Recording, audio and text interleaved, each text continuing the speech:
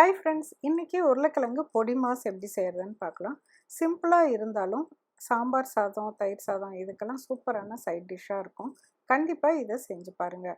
உருளைக்கிழங்கு பொடிமாஸ்க்கு தேவையான ingredients list இதில் இருக்குது. ப்ளீஸ் சேனலை சப்ஸ்கிரைப் பண்ணுங்கள், பெல் ஐக்கானையும் மறக்காமல் ப்ரெஸ் பண்ணுங்கள். 3 மீடியம் சைஸ் உருளைக்கிழங்கை குக்கரில் நல்லா வேக வச்சு ஆறுனதும் தோலை எடுத்து ஒரு பவுலில் போட்டு வச்சுக்கோங்க. கையினால் லேசாக பொடிச்சு விடுங்க, ரொம்ப மசிச்சு விட வேண்டாம், பொடிச்சு விடுங்க. அப்புறம் ஒரு பேனில் 2 டேபிள் ஸ்பூன் எண்ணெய் விட்டுக்கோங்க. கடுகு போட்டு பொரிஞ்சதும் உளுத்தம்பருப்பு, கடலைப்பருப்பு இதை ரெண்டையும் அரை டீஸ்பூன் போட்டிங்கன்னா போதும். போட்டு நல்லா பொரியற அளவுக்கு வறுத்து விடுங்க.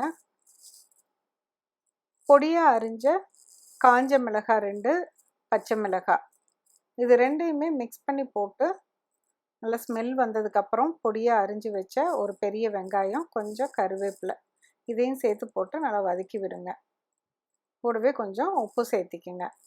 காரத்துக்கு இந்த மிளகாய் மட்டும் போதும், வேறு எதுவுமே போட வேண்டாம்.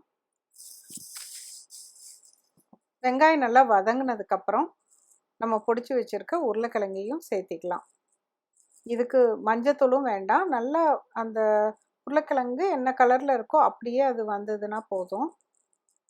நல்லா வதக்கி விட்டுட்டு பொடியாக அரிஞ்ச கொத்தமல்லி தலையும் சேர்த்திட்டு நல்லா அடியிலெல்லாம் ஒட்டி இருக்கிறதெல்லாம் கிளறி வர மாதிரி கொஞ்சம் லோ ஃப்ளேமில் வச்சு வதக்கி விடுங்க.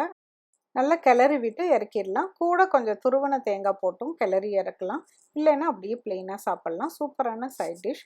இன்னும் ஒரு புதிய ரெசிபியோடு உங்களை சீக்கிரம் மீட் பண்ணுறேன். தேங்க்யூ.